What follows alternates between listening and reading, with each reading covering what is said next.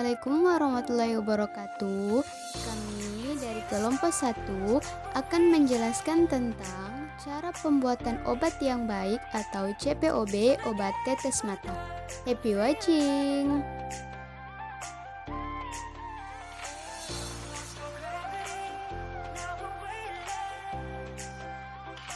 Menurut Dirjen POM 1979, tetes mata adalah sediaan steril berupa larutan atau suspensi yang digunakan pada mata dengan cara meneteskan obat pada selaput lender mata di sekitar kelopak mata atau bola mata.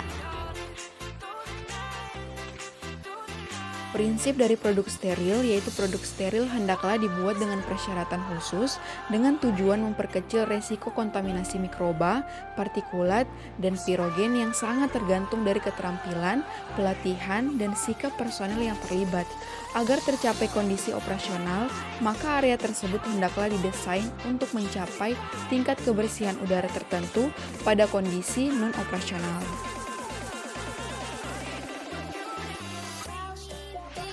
Untuk pembuatan produk steril dibedakan menjadi 4 kelas kebersihan. Kelas A yaitu zona untuk kegiatan yang beresiko tinggi, misalkan zona pengisian, wadah tutup karet, ampul dan vial terbuka, dan penyambungan secara aseptis. Umumnya kondisi ini dicapai dengan memasang unit aliran udara laminar atau laminar airflow di tempat kerja. Sistem udara laminar hendaklah mengalirkan udara dengan kecepatan merata, berkisar 0,36 sampai 0,54 meter per detik sebagai nilai acuan. Pada posisi kerja dalam ruang bersih terbuka, keadaan laminar yang selalu terjaga hendaklah dibuktikan dan divalidasi. Aliran udara searah berkecepatan lebih rendah dapat digunakan pada isolator tertutup dan kotak bersarung tangan. Selanjutnya untuk kelas B, yaitu untuk pembuatan dan pengisian secara aseptis. Kelas ini adalah lingkungan latar belakang untuk zona kelas A. Sedangkan untuk kelas C dan kelas D adalah area bersih untuk melakukan tahap proses pembuatan yang mengandung resiko lebih rendah. Jumlah maksimum partikulat udara yang diperbolehkan untuk setiap kelas kebersihan adalah sebagai berikut. Ada yang non-operasional dan operasional. Untuk kelas A non-operasional itu ada 3520 dan 20 meter per meter kubik. Kemudian untuk yang operasionalnya 3520 dan 20 meter kubik. Kemudian yang kelas B, jumlah maksimumnya untuk non-operasional itu ada 3520 dan 29 per meter kubik, sementara untuk operasionalnya 352.000 dan 2.900 kubik per meter kubik. Kemudian untuk yang kelas C, non-operasionalnya 352.000 dengan 2.900 per meter kubik, kemudian yang operasional 3.520.000 dan 29.000 per meter kubik. Kemudian untuk kelas D, non-operasionalnya 3.520.000 dan 29.000 per meter kubik, sementara untuk yang operasionalnya tidak ditetapkan. Untuk batas yang disarankan untuk cemaran mikroba yaitu pertama, kelas A jika sampel udara itu kurang dari 1 CFU per meter kubik. Untuk cawan papar itu kurang dari 1 juga. Cawan kontak diameternya 55 mm itu kurang 1 juga CFU per plate, dan sarung tangan 5 jari CFU per sarung tangan itu kurang dari 1. Untuk yang kelas B, sampel udaranya 10 CFU per meter kubik, cawan paparnya 5 CFU per 4 jam, kemudian cawan kontaknya 5 CFU per plate, dan sarung tangannya 5 CFU per sarung tangan. Kemudian untuk kelas C, sampel udaranya 100 CFU per meter kubik, cawan paparnya 500 CFU per 4 jam, cawan kontaknya 25 CFU per plate, sementara untuk sarung tangannya tidak ada. Untuk kelas D, sampel udara 200 CFU per meter kubik, cawan paparnya 100 CFU per 4 jam, cawan kontak 50 CFU per plate, dan sarung tangan tidak ada. Teknologi isolator. Isolator dan lingkungan sekitarnya hendaknya didesain sedemikian rupa sehingga mutu udara yang dipersyaratkan untuk zona tersebut dapat tercapai. Isolator dibuat dari berbagai bahan yang tahan terhadap tusukan dan kebocoran, yang dilengkapi 2 pintu. Sebelum digunakan, isolator harus divalidasi terlebih dahulu. Isolator ini biasanya digunakan untuk mengatur udara pada saat transfer barang dari ruang satu ke ruang yang lainnya. Pada isolator tidak dilengkapi dengan laminar airflow.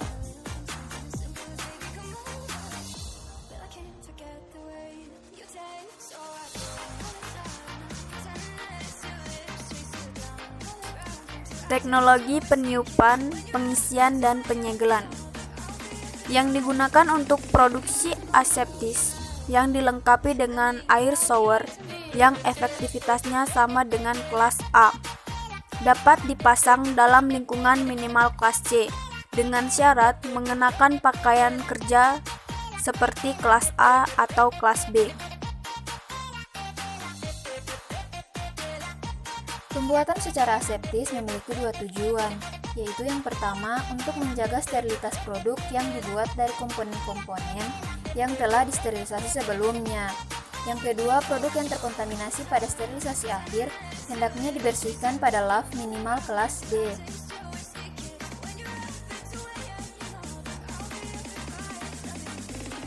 Adapun hal-hal yang diperhatikan dari pembuatan secara aseptis yaitu 1. Personil, 2. Lingkungan, 3. Permukaan yang kritis, 4. Sterilisasi wadah dan tutup, 5. Waktu tunggu maksimal bagi produk sebelum dan sesudah pengisian.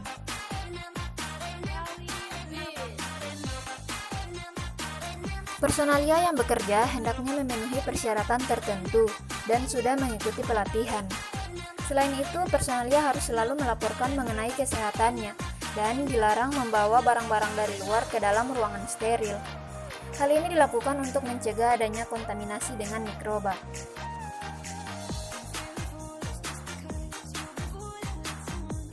Jadi, untuk bangunan dan fasilitas, pintu hendaknya membuka ke arah ruangan yang bertekanan lebih tinggi. Kemudian, hindari pembukaan pintu secara bersamaan. Sistem interlock atau sistem peringatan visual atau audio hendaklah dioperasikan untuk mencegah lebih dari 1 pintu terbuka pada saat yang bersamaan.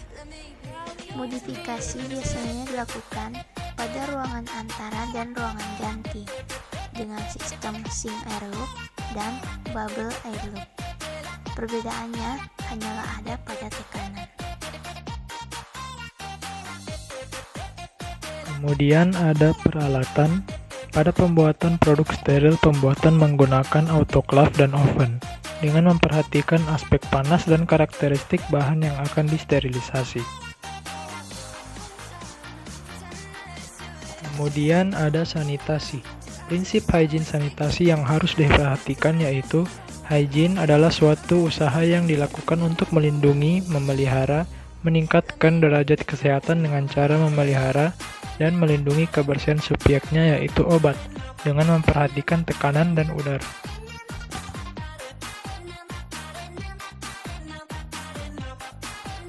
Ruang lingkup sanitasi terbagi menjadi 3. Yang pertama, personil, kedua, bangunan dan fasilitas, dan yang terakhir, ketiga, peralatan, perlengkapan, dan wadah steril.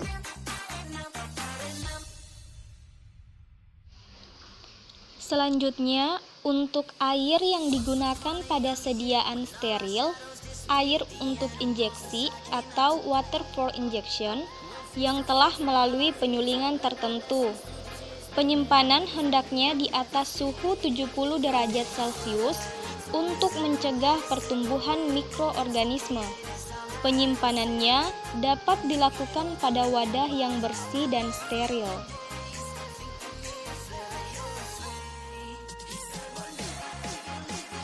Kemudian untuk pengolahan pada proses pengisian daerah steril dan non-steril hendaknya berbeda. Validasi semua proses aseptik hendaknya mencakup semua stimulasi untuk mencegah adanya cemaran mikroorganisme. Selanjutnya, sterilisasi. Sterilisasi dibagi menjadi 5, yaitu yang pertama, sterilisasi cara panas biasa digunakan autoclave. Yang kedua, sterilisasi cara panas basah biasa digunakan uap. Yang ketiga, sterilisasi cara panas kering biasa digunakan oven. Yang keempat, sterilisasi cara radiasi. Dan yang kelima, sterilisasi dengan cara etilen oksida. Penggunaan salah satu metode sterilisasi ini berdasarkan pada jenis, karakteristik, sifat fisika kimia, dan stabilitas bahan yang akan disterilkan. Selanjutnya, filtrasi produk yang tidak dapat disterilkan dalam wadah akhirnya.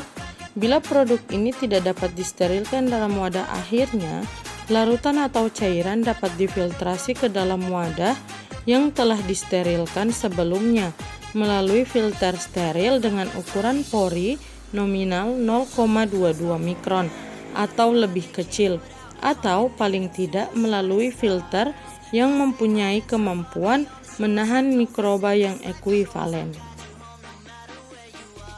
Pada pengawasan mutu, selain metode farmakope, metode lain juga dapat digunakan apabila produk telah divalidasi, dijustifikasi, dan otorisasi. Metode lain yang dapat digunakan adalah metode uji mikrobiologi karena prosesnya lebih cepat daripada metode yang telah ditetapkan untuk menjaga mutu dari sediaan yang dibuat di lingkungan dan air. Itulah penjelasan tentang materi cara pembuatan obat yang baik atau CPOB obat tetes mata dari kelompok 1. Semoga bermanfaat bagi kalian. Terima kasih sudah menonton. Wassalamualaikum warahmatullahi wabarakatuh.